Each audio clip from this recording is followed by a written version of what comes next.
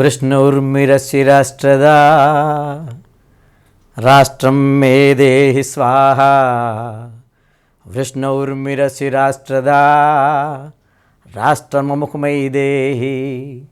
वृषसेनोऽसि राष्ट्रदा राष्ट्रं मे देहि स्वाहा। वृषसेनोऽसि राष्ट्रदा राष्ट्रममुखमयि देहि। हे लहर,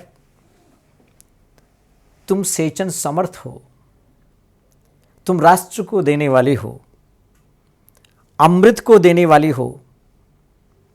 हे जलराशि, हमें राष्ट्र को दो और राष्ट्र हम में समाहित हो, हम राष्ट्र में समाहित हो।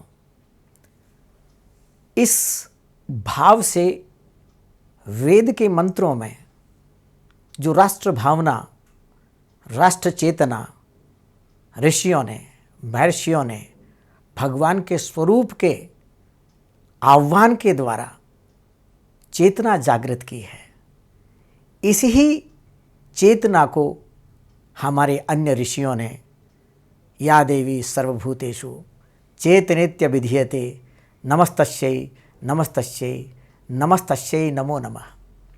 वस्तुतः ये चेतना ही हमारे राष्ट्र को एक करने में, हम सबको वयम राष्ट्रे जागृयाम पुरोहिता, इसका भाव जगाने में, अहम राष्ट्रे संगमनी चिकित्से प्रथमे यज्ञा नाम, ये भावना हमारे में जो आज भी प्रवाह के रूप में, गंगा के नदी के प्रवाह के रूप में हमारे भीतर में मौजूद है, स्थित है, उसकी आराधना राम और कृष्ण के जीवन से शुरू हुई और गांधी और नेहरू के जीवन में हमारे राष्ट्र को स्वतंत्रता के रूप में प्राप्त कराने के लिए इस चेतना ने संस्कृत के मंत्रों के द्वारा अपना विद्वानों के माध्यम से अभूतपूर्व अमूल्य योगदान दिया है।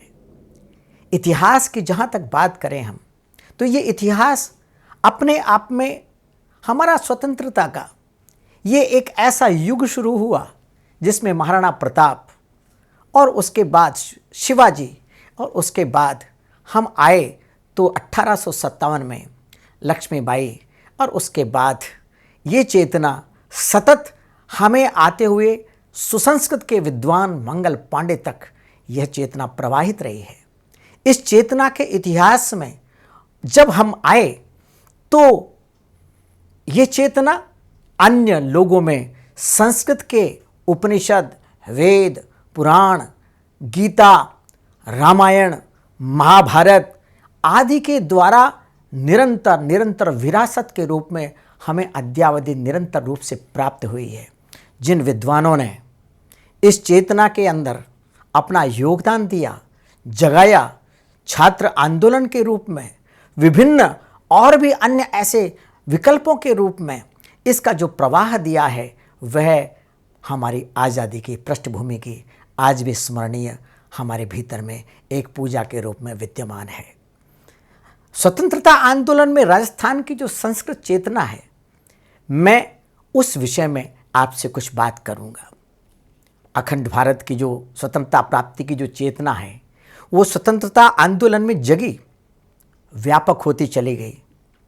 माता भूमि ही पुत्रो हम पृथिव्या, इसी का प्रतिबिंबन है वंदे मातरम का नारा, जो हमारी स्वतंत्रता आंदोलन का प्राणभूत है। मातृभूमि की परिकल्पना और राष्ट्रीयता की भावना ये वैदिक काल से चली आ रही है। इस मंत्र के द्वारा आर्यों की संप्रभुता तब संपूर्ण विश्व में सुप्रतिष्ठित थी, सुशोभित थी। कालक्रम की गति से भारत अनेक छोटे राज्यों में संविभक्त होता चला गया, आपसी वैमनस्य बढ़ता भी चला गया। शत्रुओं के द्वारा आपस में सैन्य के द्वारा जय और पराजय का खेल भी चलता गया। परिणाम ये हुआ कि संपूर्ण भारत में धीरे धीरे बाहरी आक्रमणों के रूप में, और वो भी विशेषतः यवन राज्य के रूप में यहाँ पर प्रसार होता चला गया, यवन शासन होता चला गया। इस मुगल शासन को समाप्त करने के लिए जो जनसाधारण में चेतना पैदा हुई, उससे उस काल में वैसे स्वातंत्र चेतना नहीं जग सकी जैसे कि अंग्रेजी दास्ता की बेड़ियों से मुक्ति की ओर ले जाने वाली स्वतंत्रता आंदोलन के अंदर उत्कट अभिलाषा व लोगों में जागृति फैली। इसी चेतना से संपूर्ण भारतवर्ष एक सूत्र में बंधा। इसी के प्रभाव से 75 वर्ष पूर्व जो आज़ादी हमें मिली, उस चेतना के प्रचारक, प्रसारक, बलिदानी, स्वतंत्रता सेनानी अनेक संस्कृत के विद्वान हुए और राजस्थान संस्कृत अकादमी आज उन विद्वानों के अथवा उन स्वतंत्रता सेनानियों की जो अपने आप में एक चेतना स्वरूप थे, एक अवतार स्वरूप थे, ममई वांशो जीवलोके, वे भगवद अंश थे, वे कुछ लेकर के भगवान की और कुछ विशेष चेतना लेकर के आए थे। वो स्वतंत्रता आंदोलन में राजस्थान की संस्कृत चेतना बनी। मैं इसी विषय में कुछ आपको जाने अनजाने यथासंभव यथाशक्ति इस पर प्रकाश डालने के लिए कुछ संक्षेप में बताऊंगा। वस्तुतः काल एक अखंड इकाई है जिसे व्यावहारिक जगत की सिद्धि के लिए वर्तमान, भूत और भविष्य में विभक्त किया गया है। वर्तमान काल की घटना भविष्य काल के लिए इतिहास बन जाती है, जो राजनीतिक, आर्थिक, धार्मिक, सामाजिक परिवर्तन के लिए प्रेरणा का स्रोत बनती है। अतीत की भूलों से सीखकर पुनरावृत्ति नहीं हो, ऐसी चेतावनी भी हमें देती है। यही इतिहास चेतना बन जाती है। हम इसको चेतना के रूप में कहते हैं, जो इतिहास का एक उद्देश्य है, एक लक्ष्य है। अतीत और वर्तमान को जोड़ने वाली कड़ी ऐतिहासिक साधन है, जिनमें काव्य, कथा, प्रसिद्ध चरित्र नायक ये सब शामिल हैं, जो समाज और राष्ट्र के लिए जीते भी हैं और अपना त्याग भी करते हैं, अपना प्राण भी दे देते हैं। और उसकी रक्षा के लिए जब प्राण न्यौछावर कर देते हैं तो उसका प्रभाव राष्ट्र की आने वाली विरासत का हिस्सा बन जाती है और उसी में आने वाली पीढ़ी हमें इस राष्ट्र को सिंचन देती है, एक शक्ति देती है, एक प्रवाह देती है। इसी को हम वंशो मनवंतराणि च, इसके रूप में हम प्राप्त करते हुए चलते हैं, आगे बढ़ता है ये हमारा वंश परंपरागत क्रम। तो किसी भी राष्ट्र के समाज की सर्वमान्य भाषा, उसके प्रति उसकी हार्दिक श्रद्धा होती है। इसमें प्रतिपादित ज्ञान, विज्ञान, चरित्र नायकों का प्रभाव उस राष्ट्र के जनजीवन का एक स्थायी रूप होता है, स्थायी पहचान होती है, स्थायी धन होता है। भारत के संदर्भ में गांधी से लेकर के पंडित जवाहरलाल नेहरू ने यह गौरव संस्कृत भाषा को देते हुए कुछ बातें विचार के रूप में कही। उन्होंने भारत ने एक श्रेष्ठ भाषा संस्कृत का विकास किया है, जिसने भारत के साथ साथ सुदूर देशों को भी गौरवपूर्ण संदेश दिया है। इसने उपनिषद, गीता और बुद्ध दिए हैं, शांति का संदेश भी दिया है, तो क्रांति का संदेश भी दिया है। भारत के इतिहास को संस्कृत भाषा ने सर्वाधिक प्रभावित किया है, पूरे भूमंडल को प्रभावित किया है, पूरे भूमंडल की संस्कृति को प्रभावित किया है, वैश्वीकरण की दिशा में अभूतपूर्व योगदान दिया है। ये भारत को एक सूत्रता पे बांधने का तो तत्व है ही। उन्होंने कहा, यदि हमारा राष्ट्र उपनिषद, गीता, रामायण और महाभारत को भूल जाए तो ये राष्ट्र अपने आप में राष्ट्र नहीं रहेगा, इसकी पहचान नहीं रहेगी और ये राष्ट्र का मूल भी खत्म हो जाएगा। इसलिए इसकी आधारभूत विशेषता ही समाप्त हो जाएगी। ये भारत फिर भारत नहीं कह पाएगा। ये भारत विश्व भरण पोषण कर जोई, ताकर नाम भरत ओसोही। अपनी संस्कृत और संस्कृति की विरासत से चेतना को जो आभारित करता है, चेतना को जो आप्लावित करता है और संपूर्ण विश्व की रक्षा करता है, भरण पोषण भी करता है, ये सांस्कृतिक चेतना का ही हिस्सा है ये भारत। इसलिए ये पूरे भूमंडल का भूभाग विशेष भारत और उसकी संस्कृति के साथ अपने आप में वरदान के रूप में प्राप्त है। पंडित नेहरू का ये उपयुक्त विश्लेषण अक्षरशः सत्य है, क्योंकि भारतीय जनमानस में वेद, उपनिषद, गीता, रामायण, महाभारत की कथाएं, ये सब इसके साहित्य व विज्ञान का तात्विक संसार है, जिसने विश्व को अपनी अनुपम देन दी है, दिव्य देन दी है अपने आप में। तो संस्कृत भाषा सभी भाषाओं की जननी है, अतः भारत की अन्यान्य भाषाएं वह भी संस्कृत के ही जीवन धारा में शामिल है। राष्ट्रीय स्वाभिमान को जगाने वाला ये वयम राष्ट्रे जागर्याम पुरोहिता मंत्र आज भी प्रासंगिक है, उतना ही जितना कि पहले था। राष्ट्रीय स्वाभिमान का ये प्रतीक है। भारत पर आने वाली राष्ट्रीय आपदाओं का निराकरण भी संस्कृति की चित्त चेतना में तभी से संभव हुआ जब से कोई भी आक्रमण बाहर से आया हो और वो चला गया हो, चाहे वो विदेशी आक्रमण हो, चाहे प्राकृतिक विभीषिका। इतिहास के झरोके से यदि दृष्टिपात करें हम, तो विदेशी आक्रांतों की दास्ता से हम मुक्त भी इसलिए हो सके कि हमारी वैचारिक रक्त में बंधन वस्तुतः स्वभावतः स्वीकार्य नहीं है। हम तो जन्मबंध विनिर्मुक्ता के साधक हैं, इसलिए स्वतंत्रता हमारे खून के अंदर रची बसी है। हम स्वतंत्रता के मोक्ष भाव को रोज प्रतिदिन हमारे जीवन में प्रार्थना के रूप में सम्मिलित किए रहते हैं, वेद मंत्रों के द्वारा, संस्कृत के गीतों के द्वारा, संस्कृत के काव्यों के द्वारा, राम और कृष्ण की स्मरण के द्वारा, शक्ति की उपासना के द्वारा, भक्ति के समर्पण और त्याग और बलिदान के द्वारा। तो संस्कृत भाषा के आत्मिक, आध्यात्मिक, वैज्ञानिक, चारित्रिक व राष्ट्रीय जागरण के मूल में साहित्य की ही चित्त चेतना है कि हमने बाहरी आक्रमणों का मुकाबला किया। जो आज स्वतंत्रता, संप्रभुता के साथ जिसके साथ भारत खड़ा है, वह स्वतंत्र प्रभुसत्ता हमारे को संस्कृत की चेतना से विरासत में प्राप्त हुई है। उसके बाद में क्रांतिकारियों के त्याग, शौर्यपूर्ण बलिदान से प्राप्त हुई है। मातृभूमि की संप्रभुता की सुरक्षा में हमारे हजारों लाखों वीरों ने अपना बलिदान कर भारत राष्ट्र को पुनः अक्षुण्ण रूप से स्थापित किया। यह प्रत्यक्ष व परोक्ष रूप से संस्कृत की सांस्कृतिक विचार दीप्ति का ही सुफल है। यूनान, मिस्र, रोमा सब मिट गए जहाँ से एक हस्ती है कि अपनी मिटती नहीं हमारी। यदि अंग्रेज शासन के विरुद्ध स्वाधीनता संग्राम में संस्कृत की चेतना, ऐतिहासिक समीक्षा अगर हम करें, तो एक और महाराणा प्रताप, तो दूसरी शिवाजी, इनका जीवन चरित्र, तो रामकृष्ण की तेजस्विता, दिव्य अस्त्रों का उनका संधान, ये जनमानस को हमेशा प्राप्त हुआ है और आंदोलन की प्रेरणा भी मिली।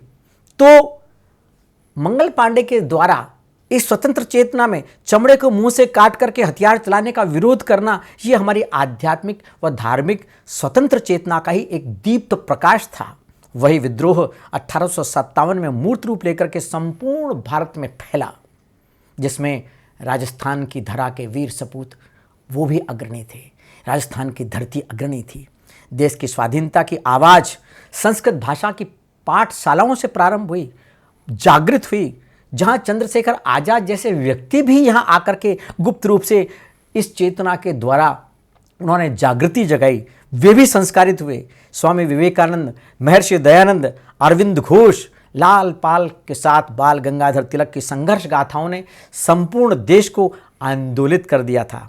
तो नेताजी सुभाष चंद्र बोस, बंकिम चंद्र चटर्जी, उनका वंदे मातरम गीत, चापेकर बंधु, रामप्रसाद बिस्मिल और महात्मा गांधी जैसे स्वतंत्र चित्त चेतना के धनी व्यक्तित्व संस्कृत भाषानिष्ठ और वैचारिक ज्वाला की ही देन है। राजस्थान का सोया शौर्य जागा, जिसका जीवंत आंदोलन संस्कृत संस्थाओं, संस्कृत स्नातकों और छात्रों और विद्वानों में मुखर होकर के हुंकार के रूप में खड़ा हुआ। स्वतंत्रता प्राप्ति में संस्कृत का बड़ा योगदान है, उनके विद्वानों का बहुत बड़ा योगदान है। इसमें कतिपय विद्वान साहित्य सृजना के रूप में सामने आए, तो किन्हीं ने क्रांतिकारियों को अपने लेखों के द्वारा प्राण दिए। पत्रकार हो, संपादक हो, स्वतंत्र विचारक हो, स्वतंत्रता के संग्राम में उनके माध्यम से क्रांतिवीरों को अपने आप में प्रेरणा मिली। जेल यातना भी इन्होंने भोगी। प्रमुख रूप से इनमें कवित्री क्षमाराव महोदया, भगवदाचार्य देवकीनंदन शर्मा, विधुशेखर भट्टाचार्य, महादेव शास्त्री, गोपाल शास्त्री, नारायण शास्त्री, राव भट्टाचार्य आदि का नाम भी शामिल है। तो काव्य गीतों में ग्रंथ के रूप में सत्याग्रह गीता क्षमाराव की और स्वराज्य विजय, उत्तर सत्याग्रह गीता संस्कृत चेतना के अविस्मरणीय अध्याय हैं। अविस्मरणीय अध्याय। देवर्षि कलानाथ शास्त्री ने जयपुरीय विद्वानों की रचनाओं को स्वतंत्रता आंदोलन में एक भूमिका प्रदान करने वाली बताया। देवकीनंदन शर्मा ने, जो जयपुर के थे, राष्ट्रभक्त पंचक के रूप में उन्होंने स्वतंत्रता के गीत लिखे। तो वीर सावरकर ने अपने संस्कृत गीत की पंक्तियों में स्वतंत्रता के भाव भी पिरोए हैं। स्वतंत्रते भगवती त्वामहम यशोयुताम वंदे, जयोस्तुते श्री महन मंगले शिवास्पदे शुभदे। ये श्रावण का मास है, शिवास्पद मास है। शिवास्पद का मतलब 1947 में जब स्वतंत्रता का हमें प्रसाद मिला, तो उस वक्त भी श्रावण मास था। और ये शिवमय हो, शुभ हो, हमारी प्रजा के लिए अंतरात्मा में यह अपने आप में कल्याणकारी संदेश है। महात्मा गांधी ने इस अहिंसा, परमो धर्म और सत्याग्रह का जो रुख अपनाया वो अपने आप में गीता उनकी अपने आप में कर्मयोग की प्रयोगशाला रही। जितने भी संस्कृत के विद्वान हुए उन सब ने गीता और रामायण को अपनी प्रयोगशाला माना और उन्होंने इसको जिया। सत्याग्रह ये हमारे पास जो शब्द आया ये सत्य से आया है और सत्यमेव जयते, अहिंसा परमो धर्मः, अहिंसात्मक आंदोलन जो उन्होंने किया तो ये चेतना कोई भगवतीय चेतना थी, ये गीता के कर्मयोग की चेतना थी। जिस गीता के कर्मयोग के द्वारा हम आगे बढ़े और इस आंदोलन को दो भाग मिले, एक अहिंसात्मक और एक अहिंसा से थोड़े से परे होकर के शस्त्र और शास्त्र, और शस्त्र के बिना शास्त्र नहीं और शास्त्र के बिना जो है वो शस्त्र, ये सब दोनों एक दूसरे के पूरक हैं। तो क्रांतिवीरों की ये दो धाराएं विभक्त हुई। सद्भावे साधुभावे सदित्येतत् प्रयुज्यते प्रशस्ते कर्मणि तथा सच्छब्दः पार्थ उच्यते। गीता में कृष्ण ने इस शब्द का अर्थ बताया है। हे अर्जुन, इस प्रकार ये परमात्मा का नाम सत्य भाव में और श्रेष्ठ भाव में प्रयोग किया जाता है। हे पार्थ, उत्तम कर्म में भी सत शब्द का प्रयोग किया जाता है और ये उत्तम कर्म कर्मयोग में शामिल होकर के निष्काम भाव से कर्म करूं। यदि मानव का मुझे जन्म मिले तो तब चरणों का पुजारी करूं। अहिंसा के आंदोलन में गांधी के ये सत्य अपने आप में इस स्थिति के अंदर हमारे को वरदान के रूप में, स्वतंत्रता के रूप में हमें प्राप्त हुआ। इसलिए ये सत्य अपने आप में सत्यात्मकम सत्यपरम त्रिसत्यम, ऐसा वेद व्यास ने कहा है। सत्य को भगवान का स्वरूप बताया गया है और उसे मान करके ये पृथ्वी जब जब भी संत्रस्त हुई तो सत्य की रूप में शरण में गई और हमें उसके रूप में, ममैवांशों के रूप में हमें ऐसे वीर सेनानी मिले जिन्होंने जब जब भी ऐसी कोई आपदा आई, धर्म के द्वारा देवासुर संग्राम में अगर कोई ऐसी बात आई तो ये सब उससे निजात पाने के लिए, हमें स्वतंत्र बनाने के लिए, हमको स्वतः स्वभाव में लाने के लिए ये वरदान साबित हुए। इसे तेज क्षमा धृति शौचम अद्रोहो नाति मानिता भवंती संपदम दैवीम अभिजातस्य भारत। भारत की ये पहचान है कि वो स्वतंत्र संपदा का धनी रहा है, उसमें तेज रहा है, क्षमा रहा है, धैर्य रहा है, उसमें पवित्र हृदयता रही है और अद्रोह अर्थात हम दुश्मन को भी हम दुश्मन नहीं मानते और अभी अपनी स्वाभिमानिता को भी भगवान के श्री चरणों में रख देते हैं। इसलिए ये दैवी संपद है और जहाँ ये सोच होती है तो जहाँ सुमति तह संपत्ति नाना, वहाँ पर सफलताएं अपने आप चल कर के आती हैं। देर हो सकती है, अंधेर नहीं, क्योंकि अनुद्वेग करम वाक्यम सत्यम प्रियतम च यत् स्वाध्यायम अभ्यसनम चैव वाङ्मयम तप उच्यते। गांधी ने इसको सार्थक किया। वो अनुद्वेग कर्म वाक्यम पर चले, सत्याग्रह के ऊपर चले और प्रियकारी संवाद को उन्होंने बीच में खंडित नहीं होने दिया। अपने स्वाध्याय गीता के द्वारा, आत्मा के अध्याय के अभ्यास के द्वारा उन्होंने जो तप दिया और जो आंदोलन को आगे बढ़ाया वो अपने आप में बहुत ही हमारी अविस्मरणीय विरासत का हिस्सा है। क्योंकि धर्म अहिंसा से शुरू होता है, अक्रोध से शुरू होता है, सत्य पर टिका हुआ होता है।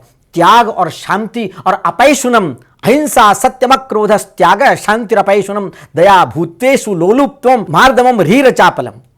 ये गीता के ये जो हमारे चरणामृत के प्रसाद हैं, इस चरणामृत प्रसाद में स्वराज्य मेरा जन्म सिद्धाधिकार है, इसे पाकर ही रहेंगे बाल गंगाधर तिलक, मदन मोहन मालवीय। ये सब संस्कृत के अद्भुत अध्येता रहे। स्वतंत्र भारत के इतिहास में इनका बहुत ऊपर नाम है।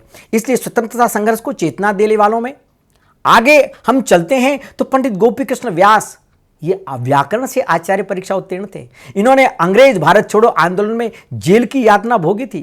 पंडित मदन मोहन मालवीय, वैदिक विद्वान दामोदर सातवलेकर, अन्य विद्वानों ने स्वतंत्रता आंदोलन को क्रांतिकारी अनुवाद के रूप में, हमें प्रसाद के रूप में इन्होंने हमें दिया। क्रुद्ध अंग्रेजों ने पंडित मालवीय को जेल में 7 वर्ष तक डाल दिया था।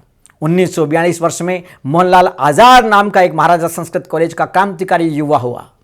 उसके नेतृत्व में जयपुर के महाराज संस्कृत कॉलेज के छात्रों ने सर्वप्रथम स्वतंत्रता संघर्ष का प्रभावी बिगुल शुरू किया।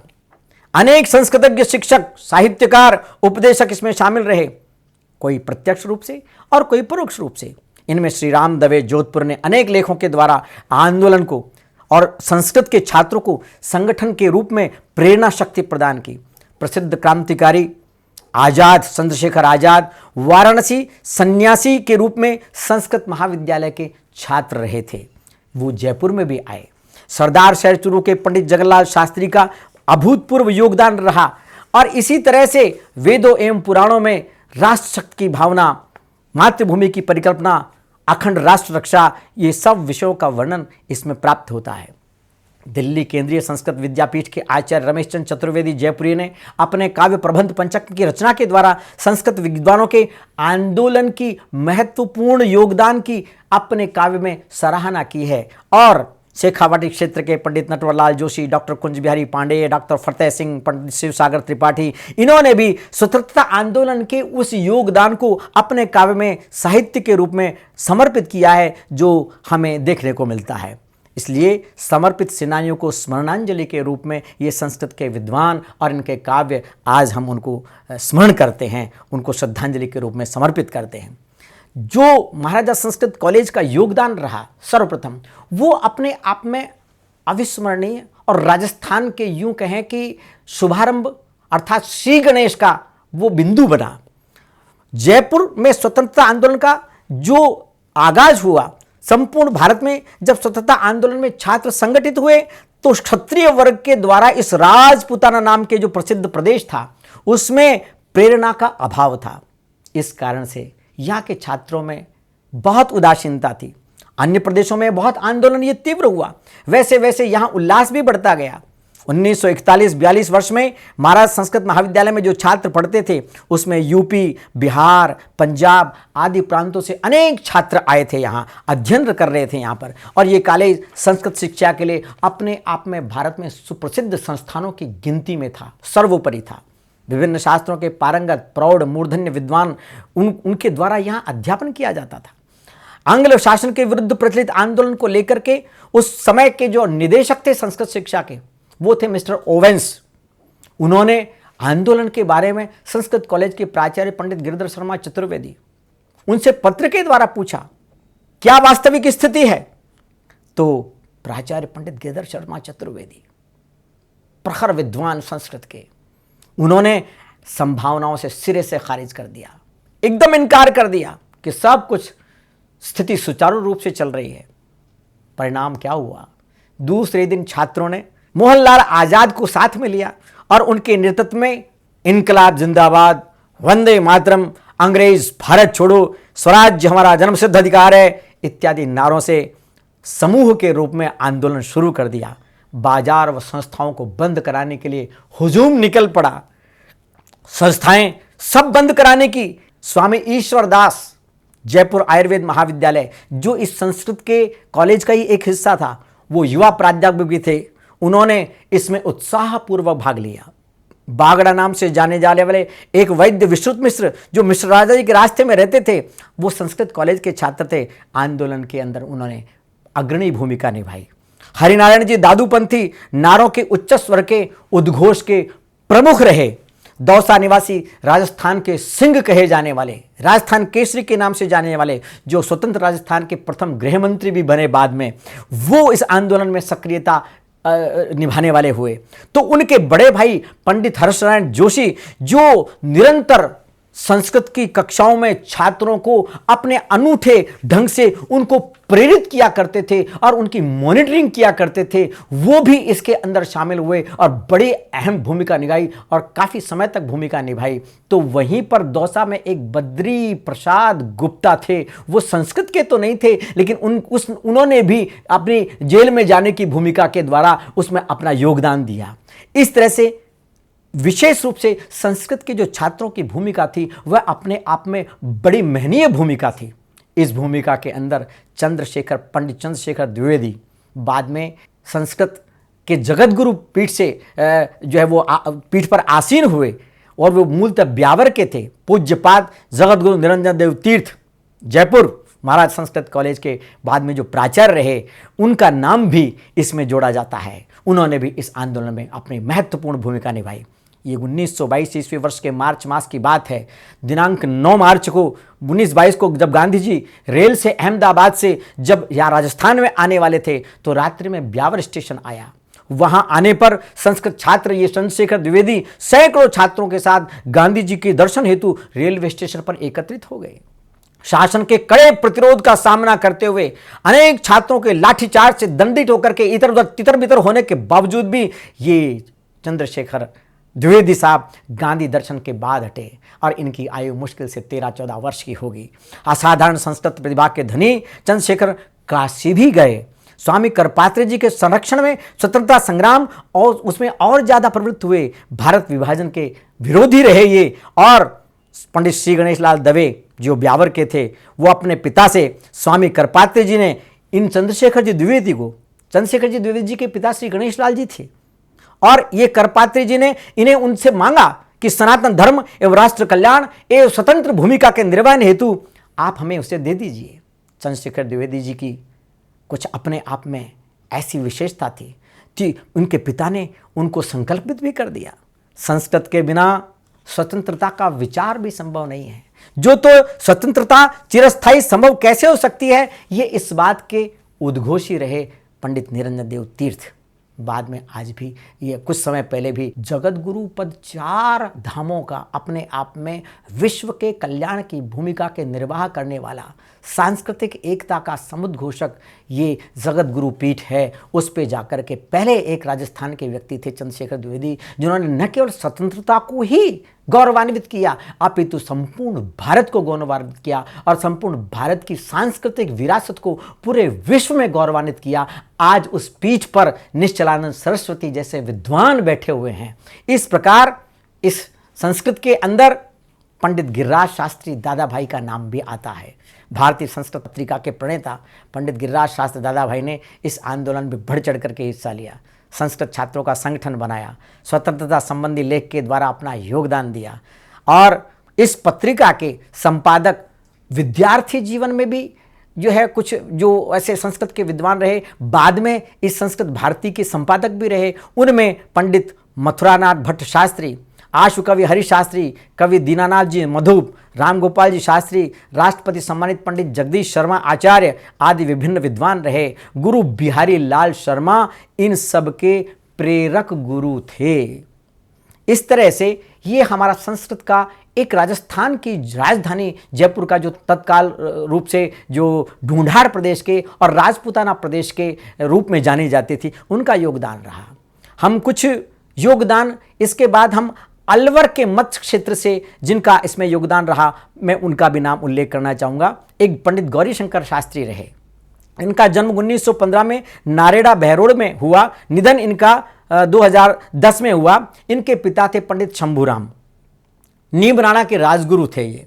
शंभूराम जी अंग्रेज शासन के विरुद्ध खम ठोकने वालों में अग्रणी रहे। 1944 में पंडित शंभूराम जी नीम राणा के शासक से राजेंद्र सिंह चौहान के प्रमुख परामर्शक रहे।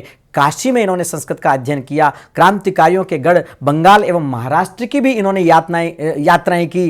पंडित गौरीशंकर जी राजगुरु ने 1950 के दशक में संस्कृत हिंदी महाग्रंथ विचार संग्रह प्रकाशित किया, जिसमें स्वतंत्रता सेनानियों से संबंधित कुछ जानकारी संभव थी।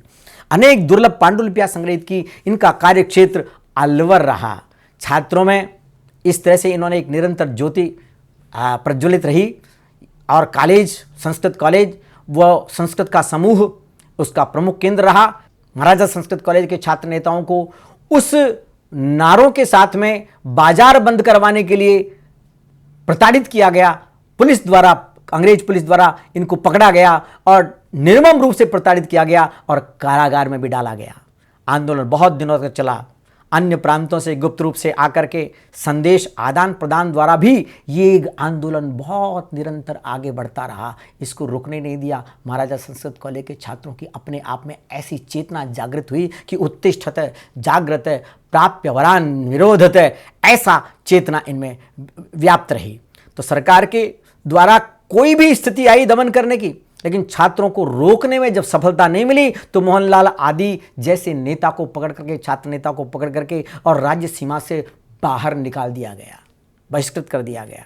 ये धातव्य है इस बात के लिए कि संस्कृत कॉलेज के छात्र एवं शिक्षक दोनों आंदोलन के महत्वपूर्ण प्रेरणा स्रोत रहे, जिन्होंने समय समय पर छात्रों को प्रेरित किया। उन शिक्षकों में अथवा उन छात्रों में पंडित हर्षनारायण जोशी जैसे संस्कृत के छात्र भी बहुत प्रमुख रूप से थे। तो पंडित चंद्रशेखर आज़ाद ने भी गुप्त रूप से आकर के इस आंदोलन को चेतना और गति प्रदान की। ये बात मुझे पंडित कलानाथ शास्त्री से जानकारी करने पर मुझे प्राप्त हुई कि ये संस्कृत की चेतना इन लोगों में किस तरह से निरंतरता के साथ में मौजूद रही।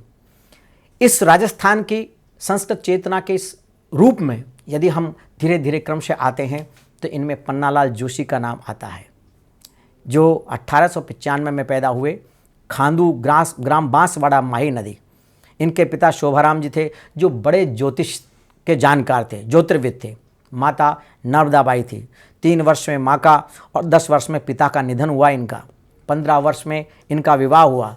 2 वर्ष बाद इनके पुत्र हरदेव जोशी का जन्म हुआ और ये हरदेव जोशी बाद में अपने इस स्वतंत्रता प्राप्ति के बाद में इस राजस्थान के मुख्यमंत्री भी बने। भगवती त्रिपुरा सुंदरी की उपासना और संस्कृत का गीता और संस्कृत के वाल्मीकि रामायण इत्यादि और संस्कृत के वेद उपनिषद इनके जीवन के अभिन्न एक तरह से अंग थे। तो राजकीय सेवा में ये पहले रहे। शिक्षा क्षेत्र इनका महाराष्ट्र और गुजरात भी रहा पन्नालाल जोशी का। राजकीय सेवा में 16 वर्ष तक पन्नालाल जी जोशी ने अध्यापन किया और भारत की स्वतंत्रता के लिए जन जागरण, अनाथों की सेवा, आदिवासी क्षेत्रों में स्वतंत्रता का आलख जगाया। उनकी ऐसी सेवा की अपने आप में जो आज भी उदाहरण के रूप में हम उनसे प्रेरणा ले सकते हैं। संस्कृत प्रचार मंडल की स्थापना की पंडालाल जोशी जी ने और परिणाम थे अपनी सेवा और अपने कर्मों के द्वारा, अपने कर्मयोग के द्वारा बापूजी के नाम से जाने जाने लगे। पूरा बांसवाड़ा का आदिवासी क्षेत्र इनको भगवान के समान मानता था। विश्व हिंदू परिषद के अध्यक्ष भी रहे ये। साधना की फिर बाद में इन्होंने हरिद्वार और ऋषिकेश में स्वामी शिवानंद जैसे गुरु का सानिध्य प्राप्त किया और हिमालय में जाकर के आध्यात्मिक लाभ प्राप्त किया। इनके प्रेरणा स्रोत रहे बाबा मुक्तानंद, स्वामी सत्यमित्रानंद गिरी, श्री रामचंद्र जी डोंगरे महाराज, महात्मा गांधी, महर्षि अरविंद आदि मनुष्यों के संपर्क में साधना की इन्होंने। सानिध्य इनको मिला तो महात्मा गांधी का मिला। स्वामी दयानंद के भी भक्त रहे ये। स्वतंत्रता आंदोलन में जेल भी गए। साबरमती आश्रम में 6 माह रहकर स्वतंत्रता समर के लिए अपने आप को इन्होंने समर्पित किया। पुत्र हरदेव जोशी को स्वतंत्रता के लिए प्रेरित किया, इन्होंने प्रोत्साहित किया। संस्कृत के अपने विद्वान पिता की तरह ज्योतिष का इनको ज्ञान था और स्वतंत्रता में अपने पिता को जो प्राप्त दीक्षा थी उसका पंडित हरदेव जोशी ने बहुत दृढ़तापूर्वक निर्वाह किया। इसलिए महर्षि दयानंद, श्री अरविंद की प्रेरणा स्वरूप स्वतंत्रता हेतु चेतना इनको विरासत में अपने पिता पन्नालाल जोशी से मिली। तो स्वयं पन्नालाल जोशी भी महर्षि अरविंद की प्रेरणा और उनके स्वरूप इन्होंने स्वतंत्रता में अपना विचार वह जागृत रखा। तो श्री पन्नालाल जोशी ऐसे व्यक्तित्व रहे जो अपने पुत्र हरदेव जोशी के मुख्यमंत्री के काल में भी उन्होंने उनके घर में अर्थात मुख्यमंत्री भवन में निवास में अपने आप को नहीं रखा और धर्म और संस्कृत की सेवा करते हुए अपने आप को अलग रखा और अपना पूरा जीवन इसके लिए होमा। 1922 में ये दिवंगत हुए। इनके लिए संस्कृत के किसी कवि की रूप में काव्य पंक्ति यूं है: यो देश भक्त सेवा सक्तो दलितो धारे यश्चिंतितः अरविंद भक्तो यो गांधी भक्तो यस्तद विचार प्रचारे रत कथम न भवेत् स लोकाभिवंद्यो जनरंजनश्च सरलो विदा। प्रजा के भीतर के अंदर प्रजापतिश्चरति गर्भे अंतर जायमानो। अपने अंतर में जिसे प्रतिष्ठा बनाई उनमें स्वतंत्रता सेनानी के रूप में पन्नालाल जोशी को आज भी जाना जाता है। इन्हीं के बाद अगर हम और वहीं से आगे लेते हैं तो श्री लादूराम जोशी हुए। इनका जन्म विक्रम संवत 1951 में शेखावाटी अंचल में सीकर मूंडवा ग्राम में हुआ। इनके पिता गोविंदराम जोशी थे, स्वाधीनता सेनानियों में जो अग्रणी हुए। इन्होंने जो अध्ययन किया वो संस्कृत विद्यालय ढूंढलोद में हुआ इनका। इनके गुरु रामधारी शास्त्री महान व्याकरण के विद्वान, उनसे इन्होंने व्याकरण पढ़ी। अध्यापन रहा इनका संस्कृत के अध्यापन के रूप में चिराना संस्कृत कॉलेज जो आज के रूप में जाना जाता है, वहाँ ये संस्कृत अध्यापन रहे, ये झुंझुनू में है। वैदिक रूप में वहाँ विद्वान के रूप में सुप्रतिष्ठित हुए और समाज सेवी थे उस वक़्त के, बहुत सुप्रसिद्ध वो थे हरिराम जी गोयन का। उन्होंने इनको अपना सम्मान इन्होंने प्राप्त किया। उनके घर में भी अत्यधिक वैदिक के रूप में इनका सम्मान था। 1920 में ये महात्मा गांधी के दक्षिण अफ्रीका से जब कलकत्ता आए तो राष्ट्र भावना जागृत होने की इनको प्रेरणा हुई और गंगा में अपने वस्त्र विसर्जन कर दिए और खादी धारण का इन्होंने व्रत ले लिया। ये महात्मा गांधी का प्रभाव था इनके ऊपर। पुनः राजपूताना आकर के गांधी से प्रेरित होकर के श्री जमनालाल जी बजाज के संपर्क में स्वतंत्रता सेनानी बने। जो जमनालाल बजाज स्वतंत्रता के रूप में उस वक्त बड़े भारी अपने आप में अग्रणी पुरुष थे। 1951 में इन्होंने अपने लीग से हट करके, परंपरा से हट करके, राष्ट्र के भावना से कैसे हम एक और एक 11 हों, 1981 में बाल विधवा रमा देवी से इन्होंने विवाह किया। पत्नी भी 1930 में प्रजामंडल के आंदोलन में, सत्याग्रह में अजमेर और जयपुर में जेल भी गई। प्रजामंडल अपने आप में एक कांग्रेस के जीवंत लोगों का अपने आप में एक समूह था। उसके माध्यम से लोगों ने अपने स्वतंत्र चेतना को उन्होंने आगे बढ़ाया। रमा देवी अपने पति के अनुयायी रूप में होती हुई स्वतंत्रता आंदोलन में उनको एक तरह से सहयोग देती हुई 1954 में दिवंगत हो गई। चिराना सेवा समिति की भी लादूराम जोशी ने से एक सेवा समिति का गठन किया और उसके माध्यम से राष्ट्र की सेवा को आगे बढ़ाया। 1930 से लेकर 1944 तक इन्होंने ऐसी सेवा की जिसमें 7 वर्ष तक घोर कारावास की यातना इन्होंने भोगी। बिजोलिया मेवाड़ किसान सत्याग्रह में शामिल रहे। अपने आप में इसका बहुत प्रचार प्रसार था बिजोलिया आंदोलन का। बेगूग्राम के आंदोलन में भी इन्होंने यातना सही। जयपुर के सत्याग्रह में भी अपनी भूमिका निभाई। राजस्थान सेवा संघ के माध्यम से माणिक्यलाल वर्मा, चौधरी रामनारायण, कप्तान दुर्गा प्रसाद, बाबा नरसिंह दास और हरिभाऊ उपाध्याय जैसे व्यक्तियों का सानिध्य भी इनको मिला और उनके साथ साथ सहयोग किया। इन्होंने पुरस्कृत हुए इसके लिए ये 1984 में जन आंदोलन में अग्रणी भूमिका के लिए और श्रीमती इंदिरा गांधी के से विशिष्ट सम्मान इन्होंने पाया। ऐसे ये मित्र अगर कोई इनके थे तो हीरालाल शास्त्री वो इनके अंतरंग मित्र थे, जिन्होंने वनस्थली विद्यापीठ की स्थापना, महिला विद्यापीठ की स्थापना में भूमिका इन्होंने निर्वाह की और हटुंडी अजमेर जो महिला शिक्षा संस्था थी उसके निर्माण और संचालन में भी लादूराम जी का बहुत बड़ा योगदान रहा। 27 मई 1964 ईस्वी को पंडित श्री जवाहरलाल नेहरू के दिवंगत हो जाने से इनका बड़ा मोह व भंग हो गया और शेष सामाजिक जीवन इन्होंने अपने आप को अपने सामाजिक जीवन की सेवा में समर्पित कर दिया। अपने आप को प्रजामंडल के माध्यम से अनेक आयुर्वेद और औषधालयों का निर्माण कराया था लादूराम जी ने। तो सीकर के शेखावाटी क्षेत्र में कल्याण संस्कृत कॉलेज की स्थापना और संस्कृत के संरक्षणार्थ इन्होंने जीवन अर्पण किया। 2 मई 1993 को इन्होंने अपना प्रयाण किया इस भारत भूमि के राजस्थान के स्वतंत्रता आंदोलन के अंदर संस्कृत की चेतना के रूप में परिगणनीय है ये।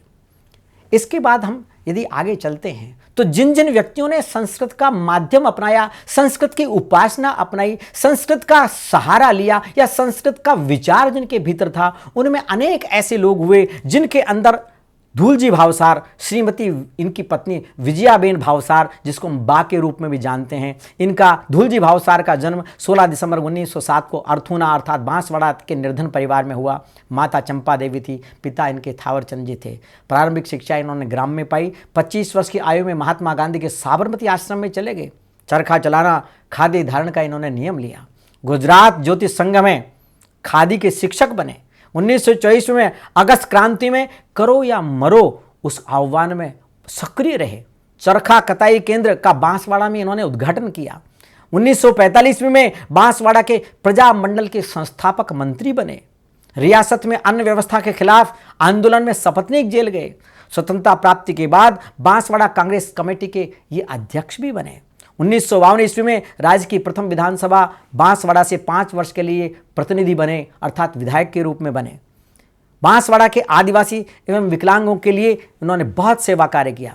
लेकिन संस्कृत की गहरी रुचि इस बात का प्रमाण है कि गीता के श्लोकों का उच्चारण और उनका पारायण ये बहुत किया करते थे। 5 नवंबर 1988 को जोलाना ग्राम में शराबबंदी आंदोलन के अंदर संबोधित करते हुए जनता को, और वहीं बोलते बोलते ही ये दिवंगत हो गए। पत्नी वो भी इनकी जैसी ही थी, नगर पालिका के पार से चुनी गई और इनके साथ कदम ताल करते हुए इनकी सहयोगिनी के रूप में, और वह ऐसी पतिव्रता परायणा रही कि पति के 10वें दिन ही वो भी दिवंगत हो गई। उनको हम विजयाबेन भाव को आज इन समस्त लोगों को हम स्मरण कर रहे हैं। इस तरह से कुछ एक भारतीय स्तर पर जिनका नाम लिया जा सकता है, ऐसे कवि पंडित विष्णुदत्त शुक्ल भी हुए। ये संस्कृतज्ञ थे। उन्नाव जनपद के करनाईपुर गांव में उत्तर प्रदेश में इनका जन्म हुआ। पंडित मिश्रीलाल शुक्ल इनके पिता, माता शिवरानी जी थी। संस्कृत की उच्च शिक्षा इनकी वाराणसी में हुई। आचार्य जेपी कृपलानी के नेतृत्व में असहयोग आंदोलन में ये शामिल हुए। राष्ट्रभाषा हिंदी के प्रचार प्रसार हेतु ये जीवन भर लगे रहे और संस्कृत एवं हिंदी पत्रकारिता को बहुत समर्पित रहे। सुभाष चंद्र बोस, महात्मा गांधी, उनका सानिध्य इनको प्राप्त हुआ। गणेश शंकर विद्यार्थी के सानिध्य में दैनिक प्रताप समाचार पत्र के संपाद्य विभाग का कार्य इन्होंने किया। स्वतंत्रता संग्राम में सक्रियता से इन्होंने भाग लिया। 1958 ईस्वी में इन्होंने इन सब घटनाओं को सुलोचना सत्या सौलोचनीयम शीर्षक से संस्कृत का काव्यानुवाद किया। 1964 में इन्होंने गंगा सागरियम लिखा। प्रभावी हिंदी पत्रकारिता, राष्ट्रीय विचारधारा से अनुप्राणित होकर के जीवन इनका संस्कृतज्ञ होते हुए अपने संस्कृत की काव्य रचना में इनका बहुत श्रेष्ठ योगदान रहा। डॉक्टर बद्री प्रसाद मिश्र, बाबूराम पांडेय, रामजी उपाध्याय आदि साहित्य के मनीषीगण श्री शुक्ल के प्रभावी व्यक्तित्व और दिव्य कृतित्व के बड़े प्रशंसक रहे। इन्हीं में एक नाम और आगे है श्री हरिभाऊ उपाध्याय। 9 मार्च 1893 को भौरासा ग्राम मालवा प्रांत ग्वालियर में इनका जन्म हुआ। पंडित सिद्धनाथ उपाध्याय से इन्होंने अध्ययन किया, लेकिन कर्मभूमि इनकी राजस्थान की धरती रही। आधुनिक राजस्थान के निर्माता के रूप में पहचाने जाते हैं। ये वसुधैव कुटुंबकम इसकी उपासना की इन्होंने, और अनन्य आराधना के रूप में भारतीय स्वातंत्र संग्राम के वीर सेनानियों की परंपरा में इनका गणनीय नाम है। तत्कालीन मेवाड़ राज्य के बिजोलिया सत्याग्रह का प्रभाव जो कृषक वर्ग में हुआ, उसमें इनकी बड़ी भारी अहम भूमिका थी। 1966 में गणतंत्र दिवस पर हरिभाऊ उपाध्याय को राष्ट्रपति सम्मान दिया गया पद्म भूषण नाम से। शाहपुरा राज्य प्रजामंडल के प्रथम अधिवेशन में इनको बुलाया गया था एक बार। प्रभावी भाषण, अकाट्य तर्कों से शाहपुरा के तत्कालीन अध्यक्ष, उन्होंने उत्तरदायी शासन की उनको घोषणा करनी पड़ी। वो इन्हीं की देन थी, जिनके फलस्वरूप जनतंत्र का श्री गणेश हुआ, जन शासन का आरंभ हुआ। तो राष्ट्रीय चेतना के उदय के लिए अनेक समाजोद्धारक कार्य किए इन्होंने, अस्पृश्योद्धार आदि विशेष कार्य किए इन्होंने। खादी ग्रामोद्योग, हरिजन सेवा, श्रमिक आंदोलन, राष्ट्रीय शिक्षा विकास के अलावा संस्था साहित्य मंडल द्वारा साहित्य सेवा के साथ राष्ट्र चेतना का जागरण किया। हटुंडी अजमेर में गांधी आश्रम की स्थापना की। 1 अगस्त 1927 को गांधी सेवा संघ बनाया इन्होंने। हरिजन सेवा संघ के अध्यक्ष का दायित्व वहन किया इन्होंने। तो अमरसर शाहपुरा के पास जो खादी उद्योग है, उसका प्रमुख केंद्र इनके प्रयासों से बना। नमक आंदोलन जो अजमेर में हुआ शुरू, इनके नेतृत्व में ब्यावर नगर में शुरू हुआ। 1930 में जेल में रहे और गीता, भागवत, चैतन्य चरितावली आदि ये ग्रंथ, ये सब वहाँ के अंदर जो बंदी थे उन बंदियों को सुनाते और उनमें राष्ट्र चेतना जगाते। और हिंदी गीता की भी इन्होंने वहाँ रचना की हरिभाऊ उपाध्याय ने। बाद में हरिभाऊ उपाध्याय राजस्थान के उत्तरदायी शिक्षा मंत्री के रूप में ये यहाँ पर इन्होंने अपना कार्य किया। इस तरह से हम उनको श्रद्धांजलि के रूप में याद करते हैं। इसी तरह से महाकवि पंडित गोपी कृष्ण व्यास, ओम बाबा महाराज, ये पोखरण जहाँ परमाणु परीक्षण हुआ था उसके पास के थे। इनके पिता पंडित अम्बालाल व्यास, उनके ज्येष्ठ पुत्र थे। पोखरण में इनकी शिक्षा हुई। शास्त्री इन्होंने व्याकरण से की। 1942 में उदयपुर में आए, महाराणा संस्कृत महाविद्यालय में नव्य व्याकरण का अध्ययन किया। परीक्षा में सफलता प्राप्त की। संस्कृत अध्यापक के रूप में राज्य की सेवा भी की। 1942 में भारत छोड़ो आंदोलन में जेल की यातना भी इन्होंने सही। 1943 में चोरी छुए लाहौर के लिए पलायन किया, लेकिन भूमिगत रह करके स्वतंत्रता आंदोलन में इनकी बड़ी प्रबल भागीदारी रही। 1947 में पुनः भारत आए। स्वामी नरसिंह गिरी स्वामी से संन्यास देने के लिए प्रार्थना की, लेकिन उन्होंने मना किया कि तुम्हारी अभी राजस्थान की धरती को, स्वतंत्रता को तुम्हारी आवश्यकता है। जोधपुर आकर के गृहस्थाश्रम अपनाया इन्होंने। 31 अगस्त 1975 को ये जोधपुर से सेवानिवृत्त हुए और शेष जीवन इन्होंने माँ सरस्वती की आराधना में अपना बिताया। इन्हीं में एक नाम है पंडित देवीशंकर तिवारी का, जिनका जन्म 8 अक्टूबर 1903 को लखनऊ में हुआ। इनके पिता चंपालाल तिवारी थे। इनकी उच्च शिक्षा लखनऊ विश्वविद्यालय में हुई और 1933 में LLB की। राजस्थान एवं स्वतंत्रता प्राप्ति के लिए जयपुर में इन्होंने बहुत कार्य किया।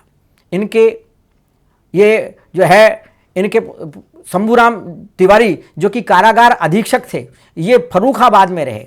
स्वातंत्र सैनिकों को कारागार में चंपालाल जी तिवारी पुत्र शंभूराम जी तिवारी, उन्होंने भगवत गीता, रामायण, पुराण आदि के प्रवचन आयोजित किए और मृत्युदंड की सजा प्राप्त कैदियों को अपने घर से भोजन कराते थे चंपालाल जी तिवारी।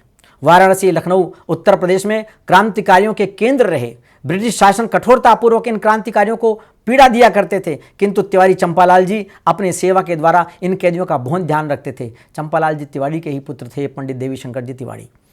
1925 ईस्वी में राज्य कोष हरदोई से लखनऊ से ले जाने वाली रेलगाड़ी को क्रांतिकारी युवकों द्वारा लूटा गया। वे नवयुवक 2 समूहों में बट गए।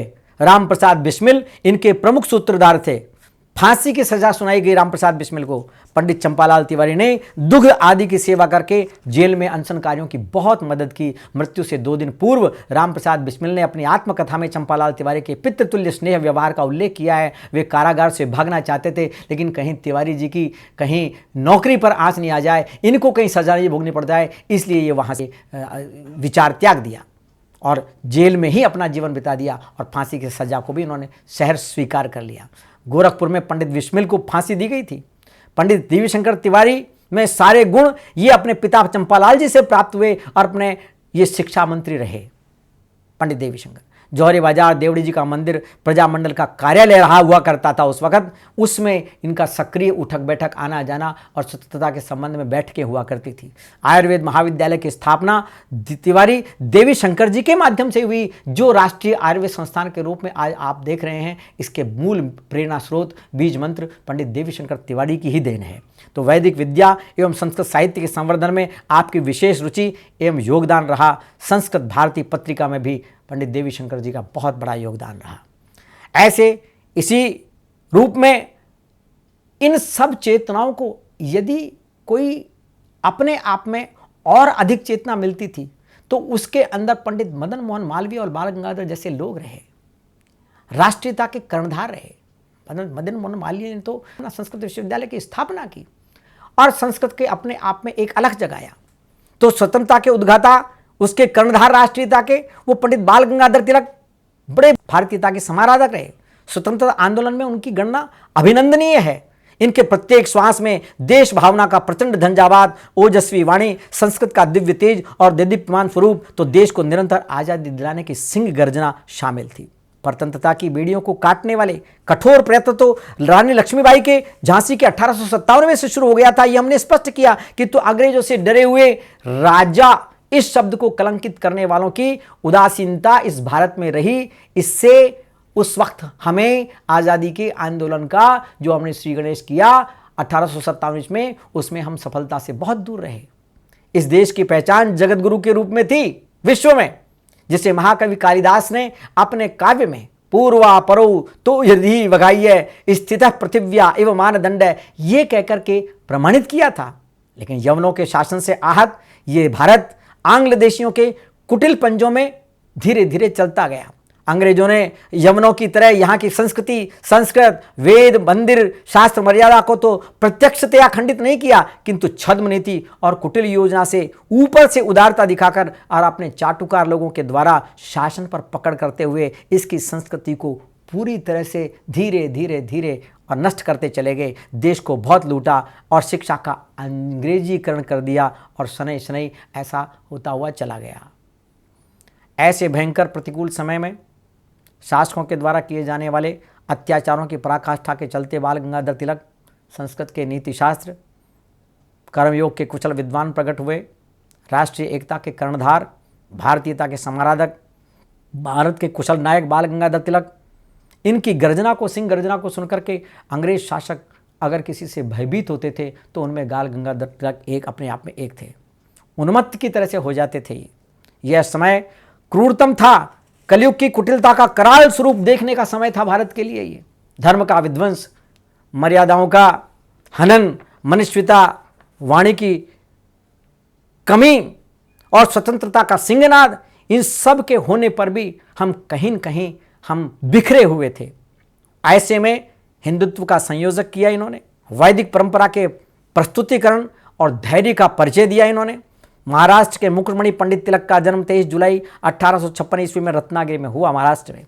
पिता गंगाधर तिलक देव भाषा के प्रकांड पंडित, आदर्श शिक्षक थे। देश प्रेम का पाठ पिता से ही तिलक जी को प्राप्त हुआ। अपने पिता के सानिध्य से ही संस्कृत का गंभीर ज्ञान मिला, जिससे इनका विशिष्ट व्यक्तित्व सामने उभर कर आया। देश सेवा के लिए समर्पित हुआ। स्वराज्य मेरा जन्मसिद्ध अधिकार है, इसके तहत निरंतर आज़ाद भारत के लिए इन्होंने संदेश दिया। इनके मन में ऐसी लहरें उठती थी कि जो इनको सुनता था वह उसके अंदर डूब जाता था। स्वराज्य मेरा जन्मसिद्ध अधिकार है, इसे लेकर के रहूंगा। ग्राम ग्राम नगर नगर में ये नारा शहर शहर में गूंजने लगा। इस तरह राष्ट्र जागरण के अग्रदूत, स्वराज्य के उद्गाता, राष्ट्रीय शिक्षा के पुरोधा, विदेशी वस्तुओं के बहिष्कारकर्ता, संस्कृत विद्वानों के अग्रगण्य, कर्मयोग के व्याख्याता, वैदिक मर्यादा के संयोजक, अखंड राष्ट्र गर्व के धारक सदैव हमारे स्मरणीय और अभिनंदनीय, वंदनीय हैं। कक्षा में एक बार स्वयं के निरपराध होने पर शिक्षक द्वारा दंड दे दिया गया। प्रबल विरोध किया और चकित शिक्षक हो गया और इनके इस सिंह गर्जना के आगे, स्वतंत्रता की इस प्रकार की भावना के आगे शिक्षक ने अपनी भूल स्वीकार की। देशभक्ति के ये संस्कार इनको अपने दादा से प्राप्त हुए थे। तात्या टोपे जैसी स्वतंत्रता के यज्ञ में आत्माहुति देने वाले क्रांतिवीरों की गाथा से इनका जीवन जुड़ा हुआ था। कैसे नगर, ग्राम और राज्य में, राष्ट्र में भी भारतीय संस्कृति की विजय के पताका पहरे, अहर्निशम ज्वाला हृदय में ये प्रज्वलित हो रही थी इनके। इसलिए ये उस आंदोलन में कूदे और आंदोलन निरंतर आंदोलन रहे। मराठा पत्र का प्रकाशन, उसके माध्यम से जन आंदोलन शुरू हुआ। अंग्रेजी शासन की नींवें हिला करके रख दी। फलस्वरूप 1881 में शांति भंग, नियम भंग, विद्रोह भड़काने ऐसे आदि के अभियोग लगे और 1.5 वर्ष का कारावास, कठोर कारावास ये दे दिया, पर विचलित नहीं हुए। उसके बाद धीरे धीरे इस संस्कृति को जोड़ते हुए महाराष्ट्र में गणपति उत्सव द्वारा संस्कृति रक्षण की शुरुआत की, नवयुवकों को जोड़ा। ये ऐसे उत्सव संपूर्ण भारत में धीरे धीरे फैलते चले गए। धर्म एवं राजनीति परस्पर एक दूसरे की पूरक हैं, संपूरक हैं, अन्योन्याश्रय हैं, ये इन्होंने सिद्ध किया। स्वदेशी, स्वराज्य, अंग्रेजी चीज़ों का बहिष्कार, राष्ट्रीय शिक्षा का संदेश दिया महामंत्र के रूप में। लेकिन दुर्भाग्य से 1896-97 में प्लेग रोग का आक्रमण हुआ। जनता भूखे मरने लगी। अंग्रेजी शासन की बर्बरतापूर्ण नीति, निंदनीय प्रजा व्यवहार के खिलाफ तिलक ने कठोर रुख अपनाया और निंदाएं शुरू की। जनभावना को उत्तेजित करने के आरोप में इनको 18 माह की जेल प्रदान की गई और उन्होंने उसको सहर्ष स्वीकार किया और कड़ी जेल को भोगा इन्होंने। ये जेल की सजा श्री तिलक के लिए लेकिन वरदान साबित हुई, क्योंकि महान जो लोग होते हैं वो अवसरों को कैसे लाभ में बदलते हैं ये इन्होंने सिद्ध किया। इससे ये अत्यंत लोकप्रिय हो गए और जेल में आर्य निवास नामक इन्होंने एक ग्रंथ लिखा और उस ग्रंथ के माध्यम से राष्ट्रीय चेतना का जगजारण किया। भयभीत हो गए अंग्रेजी शासन। इस लेख को पढ़कर के मैक्स मुलर जैसा प्रसिद्ध पाश्चात्य विद्वान अत्यंत प्रभावित हुआ। जेल से शीघ्र मुक्ति के लिए उन्होंने प्रयत्न किया। स्वयं मैक्स मुलर ने समय से पहले ही मुक्त किया और उनको करना पड़ा। केसरी पत्र में देश का दुर्भाग्य तथा ये उपाय स्थायी नहीं इत्यादि लेख प्रकाशित हुए। ये संस्कृत की चेतना के महापुरुष थे। 6 वर्ष के लिए देश से निष्कासन, ब्रह्मदेश की मांडल जेल में इनको डाल दिया गया। जेल में तपस्वी जी ने बताते हुए गीता रहस्य नाम का गीता भाष्य लिखा, जो अद्वितीय संस्कृत ज्ञान का परिचायक एवं विश्व के अंदर प्रसिद्ध होने वाला ग्रंथ हुआ। उस ग्रंथ की आज भी अत्यंत उपयोगिता है, जो संस्कृत के विद्वान, बड़े विद्वानों के अंदर आज भी आदरणीय रूप में लोकप्रियता के शिखर पर विराजमान है। जेल से छूटे और भारत में आए और दुगने उत्साह से इन्होंने देश की सेवा की और उसके अंदर लगे रहे। इस तरह से स्वतंत्रता आंदोलन में संस्कृत के कुछ काव्य चेतना जो इसमें जाने जाते हैं, तो उनमें दयानंद दिग्विजयम अखिलानंद शर्मा 1906 उसका प्रकाशन। स्वामी दयानंद के द्वारा राष्ट्रभक्ति के भाव का दिग्दर्शन। वरम विदेशेषु विशेष वासो वरम धना भाव वसेन भिक्षा परम स्वधर्माचरणाद धर्मे वरम न पादार्पण आर्य जाते। आर्य जाति के लिए संदेश के लिए इस ग्रंथ के अंदर एक संदेश है। दयानंद दिग्विजयम महाकाव्य जो आचार्य मेधाव्रत के द्वारा बनाया गया। दयानंद चरित महाकाव्य रमाकांत उपाध्याय के द्वारा लिखा गया। सत्याग्रह गीता पंडित क्षमाराम महोदय के द्वारा लिखा गया। दुर्बलान अनुगण्यन्ते शांति मार्गावलंबिनः परम सत्याग्रहाद विद्धि नास्ति तीव्रतरम बल। सत्याग्रह से बढ़कर के कोई और क्या तीव्र बल हो सकता है, इस बात का संदेश इन काव्यों में था। और सत्याग्रह के लिए और लिखा, सत्यम विजयताम लोके मुक्तम भवतु भारतम नंदन्तु सुखिनः सर्वे देशजाश्च विदेशजा। राष्ट्र की परिभाषा लिखी गांधी गीता में श्रीनिवास ताड़पत्रिकर महोदय ने, जो वो खंडकाव्य में अपना लिखा। राष्ट्र केवल राष्ट्र कैसे है, तो न राष्ट्रम केवला भूमिर न लोक क्वचित तथा उभयोश्चिर संबंधे राष्ट्रमित्य विधीयते। राष्ट्र केवल भूमि का टुकड़ा नहीं है, राष्ट्र तो अपने आप में, अपने भीतर में आत्मा के और पृथ्वी के संबंध को राष्ट्र कहा जाता है। इस बात की व्याख्या की। और कैसे, जो हमने पहले शुरू में बताया, आपकी माता भूमि और पुत्रोहम पृथिव्या, तो उसको कैसे दिया, यथा माता तथा राष्ट्रे यथा सर्वे स्वरूपी वा प्रेमणा दरेण सेव्यश्च धर्म एष सनातन है। राष्ट्र को अपना राष्ट्र धर्म बताया। व्यक्ति धर्मा जाति धर्मो और राष्ट्र धर्मस्ततो महान। व्यक्ति से बढ़कर के, व्यक्ति के धर्म से बढ़कर के हमारे समूह का धर्म और उससे बढ़कर के राष्ट्र का धर्म महान होता है। ये काव्यों के अंदर चेतना का प्रमाण है। इसके आगे पंडित दुर्गादत्त त्रिपाठी हुए, जिनका जन्म वाराणसी में हुआ। पिता रणवीर दत्त त्रिपाठी के काशी में जो वेद के अध्यापक थे। वाराणसी कुल परंपरा के अनुसार प्रारंभ में ये पौरोहित्य कर्म किया करते थे। 1928 में स्वतंत्रता आंदोलन में ये शामिल हुए, इससे आकृष्ट हुए। मूलतः ये बांसवाड़ा के रहने वाले थे, लेकिन सामवेदी परंपरा के अध्ययन करने वाले, अध्ययन कराने वाले थे। व्याकरण, ज्योतिष, कर्मकांड, धर्मशास्त्र के निष्णात विद्वान थे ये। काशी में गोयनका संस्कृत महाविद्यालय में इन्होंने 5 वर्ष तक पढ़ाया और संस्कृत में वेद के ये मनीषी थे, सामवेद के पढ़ाने वाले थे, सामवेद का मंत्र का उच्चारण करने वाले, सामवेद के नित्य पाठ करने वाले थे। वयम राष्ट्रे जागृयाम पुरोहिता के ये अनुयायी रहे। कार्य हुआ इनका, भारत सेवा मंडल के सदस्य बनकर के इन्होंने अपनी सेवाएं दी। राष्ट्र चेतना जगाने का सफल प्रयोग किया इन्होंने। स्वाधीनता संग्राम में प्रामाणिक सूचना का एक महत्वपूर्ण स्थान हुआ करता था, जिसके लिए रणबेरी नामक पत्रिका का प्रकाशन हुआ करता था। द्वितीय, उसमें आपका बहुत बड़ा योगदान था। द्वितीय विश्व युद्ध पर्यंत स्वाधीनता संग्राम की गतिविधियां इनके द्वारा निर्भीक रूप से निरंतर चलती रही। संस्कृतानुराग, राष्ट्रीय भावना युक्त हृदय रहा इनका। संस्कृत भाषा के जो ध्वज गीत था, झंडा ऊंचा रहे हमारा, उसको इन्होंने संस्कृत में आधारित किया और ध्वजो धूयताम धर्म राष्ट्रस्य लोके, इस नाम से इन्होंने अपना संस्कृत का एक गीत लिखा। इन्हीं के साथी थे वेंकटेश पारिक।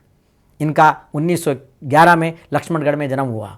पिता इनके परम विद्वान ज्योतिषी परम भागवत श्री जानकीलाल पुरोहित थे।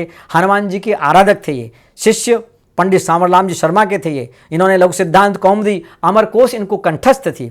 शास्त्रीय व्याकरण में किया। ऋषिकुल ब्रह्मचर्य आश्रम में इन्होंने प्रवेश लिया था। तो गांधी के आकर्षण से ये सब कुछ छोड़ करके और आंदोलन में लग गए। ज्योतिष के निपुण विद्वान थे ये। जेल में गए और 1939 में 6 माह तक जेल में रहे। 1934 में ये निर्भीक सेनापति के रूप में रहे। किसान पंचायत के संगठक और सीकर के लोकप्रिय नायक रहे ये। प्रजामंडल के सहयोगी रहे ये। भारत छोड़ो आंदोलन में अपने प्रभावी महत्वपूर्ण भूमिका निभाई इन्होंने। ऐसे ही एक हुतात्मा श्री रमेश स्वामी थे, भरतपुर मेवात क्षेत्र के। इनका जन्म भी 1904 भुसावर में हुआ। पंडित जुगल किशोर के यहाँ शिक्षा मिडिल तक पढ़े। कार्य भुसावर राज की विद्यालय में शिक्षक नियुक्त थे। राष्ट्रभक्ति से भावना से युक्त होकर के छात्रों में राष्ट्रभक्ति भरते थे। बचपन में ही माता पिता इनके दिवंगत हो गए। बैर में बेबा हुआ, किंतु गृहस्थ में मन नहीं लगा इनका। और बचपन में ही राष्ट्र सेवा में आर्य समाज के मार्ग से ये सक्रिय हुए। भरतपुर में कुमेर के पास अंस्तावन में इन्होंने राजकीय शिक्षक का कार्य किया।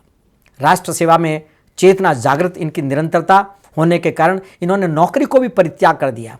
उसके पश्चात लवपुर, जो आज मथुरा के नाम से जाना जाता है, उसके निवासी उद्भट विद्वान पंडित विश्वबंधु शास्त्री के यहाँ उनसे मुलाकात हुई और वहाँ इन्होंने वेदाध्ययन करते हुए अपने स्वतंत्रता आंदोलन की चेतना को इन्होंने उससे जोड़े रखा। 1935 ईस्वी से 1936 ईस्वी तक गीता, रामायण, आस ग्रंथों की कथा एवं मधुरतापूर्ण व्याख्यानों से संस्कृत की राष्ट्र चेतना का इन्होंने प्रचार प्रसार किया, जिसमें वेद, उपनिषद, निगमागम के विज्ञान परक विज्ञान भाष्य से विदेशी भी भारतीय दर्शन के प्रति इनके व्याख्यानों में आकर्षित होकर के उपस्थित रहते थे और विदेशियों ने भारतीय संस्कृति का अध्ययन शुरू किया। ये थी इनकी राष्ट्रीय चेतना का प्रचार और प्रसार का योगदान। इस पुण्य कार्य में पंडित राम स्वरूप जी जैसे इनके सहायक थे, जो विदेश यात्रा में भी साथ गए। जब विदेश यात्रा गई तो कुछ दिन बाद वापस आए 1938 में आंग्ल सरकार के विरुद्ध मातृभूमि के लिए, तो प्रथम सत्याग्रह संघर्ष में प्रजामंडल के माध्यम से अपना इस चेतना का प्रसार किया। 1939 में बयाना जेल में डाले गए। इसके बाद ये भरतपुर जेल में भेज दिया गया इनको। बाद में जेल में भी नित्य यज्ञ करने के लिए अनशन शुरू कर दिया। गीता पाठ, संध्या वंदन, ये उनकी रोज की दिनचर्या में शामिल था। एक संधि करनी पड़ी अंग्रेजों को और उसके कारण इनको छोड़ना पड़ा। परिणामतः स्वतंत्रता सेनानी बंदियों के साथ इन्हें भी मुक्त कर दिया गया। पुनः 1942 में संपूर्ण भारतवर्ष में सत्याग्रह आंदोलन शुरू हुआ और भारतीय रक्षा नियम के अनुसार भुसावर में इन्हें पुनः 2 माह की बदली जेल प्राप्त हुई। सत्याग्रह आंदोलन के चलते निर्ममतापूर्वक अंग्रेज शासकों के रवैये से वीर गति को प्राप्त हो गए। 1 फरवरी 1947 के हिंदुस्तान टाइम्स समाचार पत्र में संपादकीय में पढ़कर जनता ने इस वीर को नमन किया। आज भी इस बात का स्मरण करते हैं वहाँ के लोग बाग।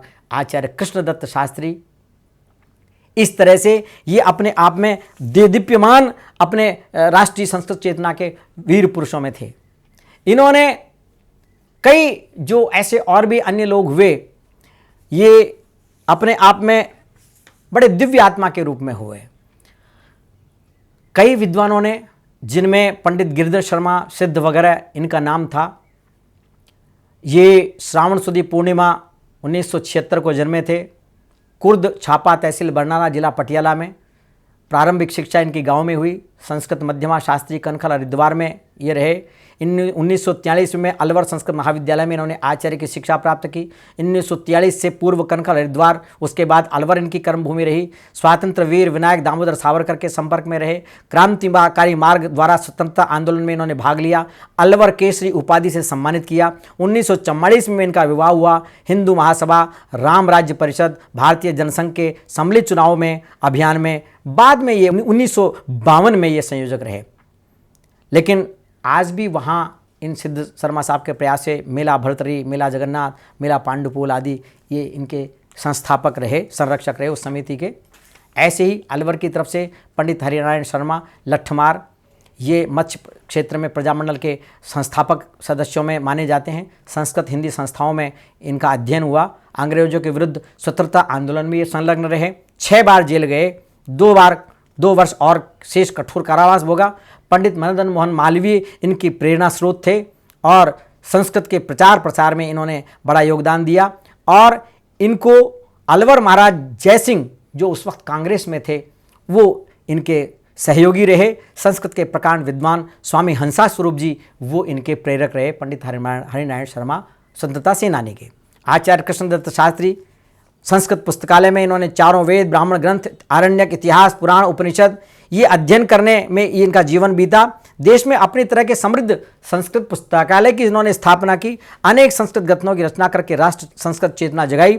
इनके सेनानी सम्मान इनको जब दिया जाने लगा तो इन्होंने उस सेनानी सम्मान को लेने से मना कर दिया। मयूर शतकम, ध्रुव चरितम, ये इनकी संस्कृत की रचनाएं हैं। ऐसे पंडित पिनाकी लाल जोशी 1939 में इन्होंने इतिहास का लेखन के द्वारा ब्रिटिश गुलामी का विरोध किया।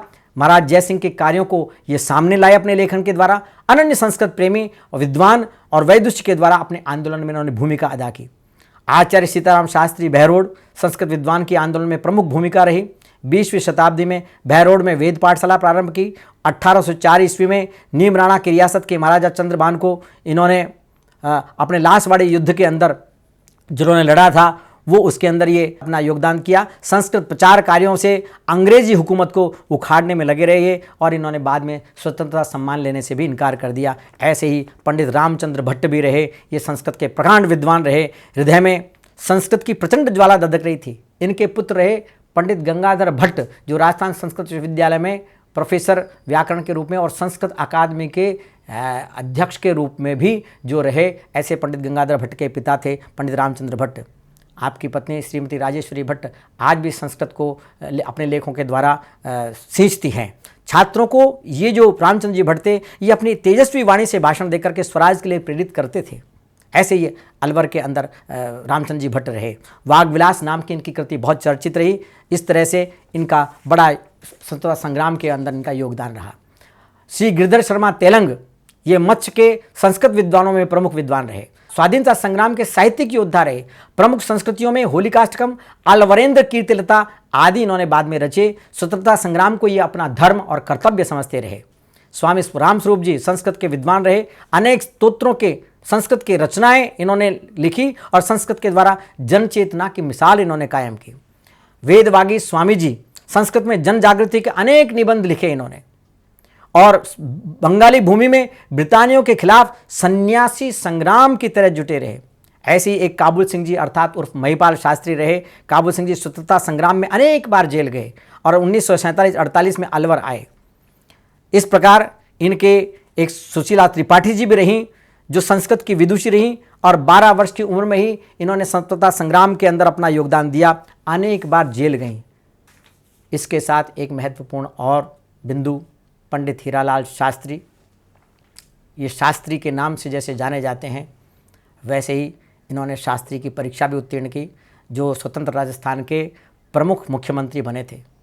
अपने जीवन दर्शन नामक आत्मकथा में अपने संस्कृत के श्लोक लिखे हैं आदरणीय शास्त्री जी ने। पंडित हीरालाल शास्त्री ने महाराजा संस्कृत कॉलेज के साहित्य विभागाध्यक्ष, वेदांत साहित्य के आचार्य पंडित बिहारी लाल जी शास्त्री के पटु शिष्य के रूप में रह करके स्वतंत्रता आंदोलन में भाग लेने की प्रेरणा प्राप्त की थी। दोनों गुरु शिष्यों का योगदान स्वतंत्रता आंदोलन में बहुत ही खूबसूरती से शामिल हुआ। देवर्षि कलानाथ शास्त्री के पिता पंडित पद्मनाथ शास्त्री ने अपने विभिन्न संस्कृत रचनाओं के द्वारा स्वतंत्रता प्राप्ति हेतु प्रेरणा दी, युवकों को चेतना प्रदान की। पंडित विधिचंद शास्त्री जी ने, जो प्रभाकर जी शास्त्री के पूज्य पिताश्री रहे, धर्मशास्त्र के अध्यक्ष थे, इन्होंने अपनी रचनाओं से छात्रों को प्रत्यक्ष अप्रत्यक्ष रूप से क्लास से लेकर के और बाहर तक उनको प्रेरणा देते रहते थे। आशु कवि पंडित हरि शास्त्री ने भी छात्रों को सार्थकतापूर्वक आंदोलन को आगे बढ़ाने की और प्रेरित किया। इस तरह लुप्त प्राय भारतीय संस्कृति को, भारतीय जनता की दुर्दशा को देख करके श्री मोहनदास करमचंद महात्मा गांधी के नेतृत्व में जो स्वतंत्रता संग्राम प्रारंभ हुआ, उसके अंदर प्रत्यक्ष अप्रत्यक्ष रूप से इन महान वेद के और संस्कृत के मनीषियों ने छात्रों के द्वारा अपनी चेतना को एक तरह से संपोषित किया। स्वतंत्रता के जन्मसिद्ध अधिकार के उद्घोषक जो पंडित मदन मोहन मालवीय थे, वो इन संस्कृत के विद्वानों के, जो मूर्धन्य संस्कृत के विद्वान थे, उनके वो प्रेरणा स्रोत थे पंडित मदन मोहन मालवीय। इस प्रकार स्वतंत्रता प्राप्ति में का योगदान शुभारंभ ही संस्कृत के विद्वान पंडितों के छात्रों के माध्यम से हो सका। संपूर्ण भारत में अनेक संस्कृत के विद्वान इस स्वतंत्रता आंदोलन में शामिल हुए। राजस्थान में जो भी स्वतंत्रता संग्राम के युवा अग्रदूत जयपुर में, तो वो मोहनलाल आजाद नाम का छात्र था, उससे शुरू हुआ। इस तरह से महाराजा संस्कृत कॉलेज के छात्र नेता मोहनलाल आजाद ने अपने नेतृत्व में संस्कृत छात्र समूह के सहयोग से आंदोलन को जोर शोर से शुरू किया। इस तरह से इस राष्ट्रीय चेतना के अंदर राजस्थान के इन संस्कृत के छात्रों का, विद्वानों का, विशेषतः जयपुर का और अन्य क्षेत्रों का अपने आप में अमूल्य योगदान है। मैं 75वें वर्ष पर राजस्थान संस्कृत अकादमी के द्वारा आयोजित देश की स्वाधीनता के 75 वर्ष पूरे होने पर इस अकादमी के इस सौजन्य को बहुत और उन वीरों को विशेष रूप से जिन्होंने इस भारत को आज़ाद कराया, मैं आपके इस माध्यम से बहुत श्रद्धांजलि अर्पित करता हूँ, बहुत नमन अर्पित करता हूँ, बहुत प्रणाम अर्पित करता हूँ।